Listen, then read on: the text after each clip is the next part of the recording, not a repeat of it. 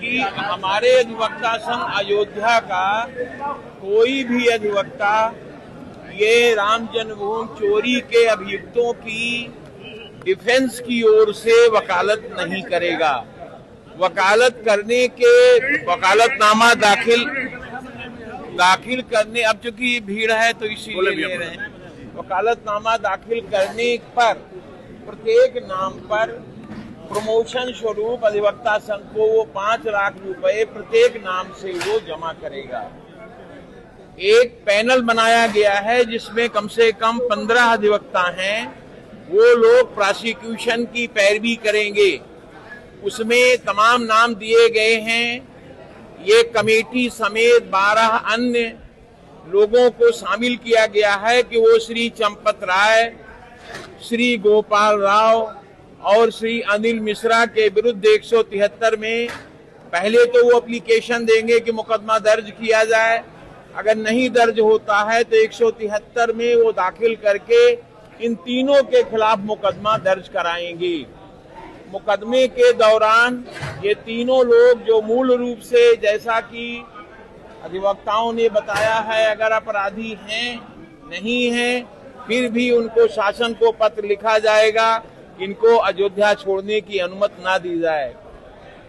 आगे चल के ये है कि एसआईटी जांच से लोग संतुष्ट नहीं हैं, सेंट्रल को पत्र लिखा जाएगा कि सीबीआई जांच कराएं।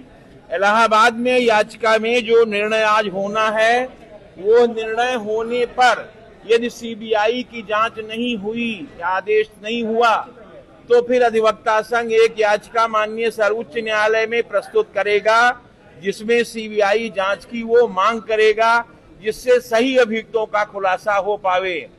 यहाँ तक कि और जहाँ तक कार्यवाहियां जो कमेटी गठित की गई है, जो भी आवश्यकता राम जन्मभूमि में पहले से और तमाम जगह पर चोरी और ठगी हुई है, उसकी भी जांच के लिए शासन को पत्र लिखेगा। यही तय किया गया है। इसी के साथ आज की कार्यवाही समाप्त की जाएगी। आगे के न्यायालय में जाएंगे तो ये कमेटी आगे के न्यायालय में भी कार्यवाही करेगी। उनके खिलाफ जो भी प्रोसिक्यूशन की ओर से करने की आवश्यकता होगी, वो संघ अपने खर्चे से यही कमेटी को दे करके पैरवी कराएगा। माननीय सर्वोच्च न्यायालय तक अधिवक्ता संघ अयोध्या जाएंगे।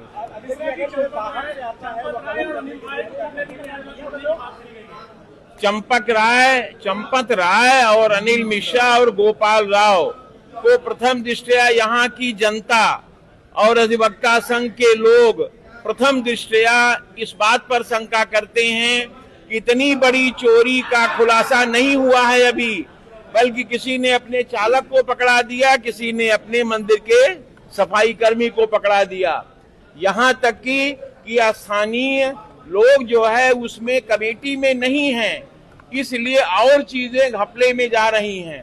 यहाँ तक कि श्री नृपेंद्र मिश्रा जी का भी विरोध किया गया है कि उनको अगर यहाँ का दायित्व सौंपा जाता है तो और गड़बड़ होगा, चूंकि वो सरकार के नुमाइंदे पहले से रह चुके हैं। और प्रश्न पूछिए कुछ।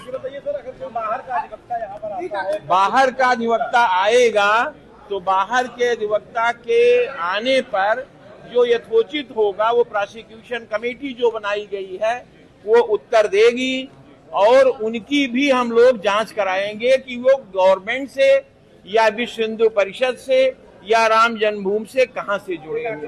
क्योंकि ये जानते हैं आप लोग कि राम जन्मभूमि में ये मामले अपने ही वकीलों के हाथ दिए जाएंगे, जिससे कि किसी भी समय उसे ड्रॉप किया जा सके।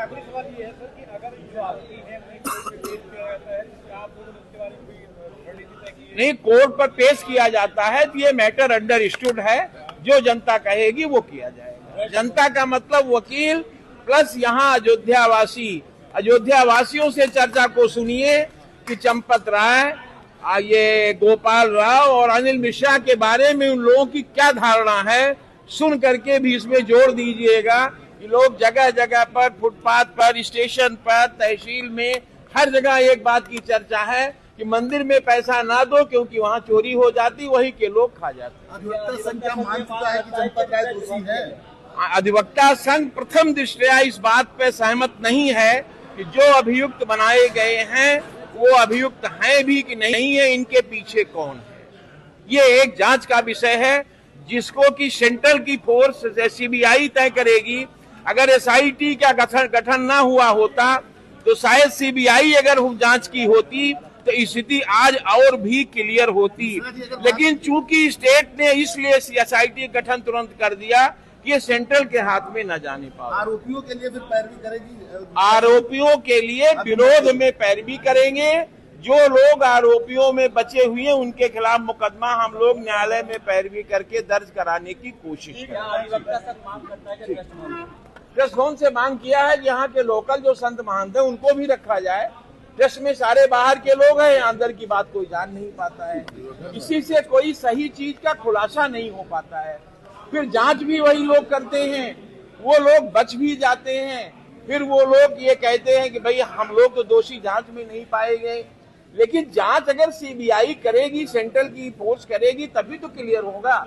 आज अभी बिल्कुल क्लियर नहीं है कि ये अभियुक्त जो बनाए गए हैं ये वाकई में दोषी हैं या अथवा थोड़े 1% या आधा % में शायद हैं। धन्यवाद। सर, किस तरीके से आज क्या बात से क्या फैसला लिया गया?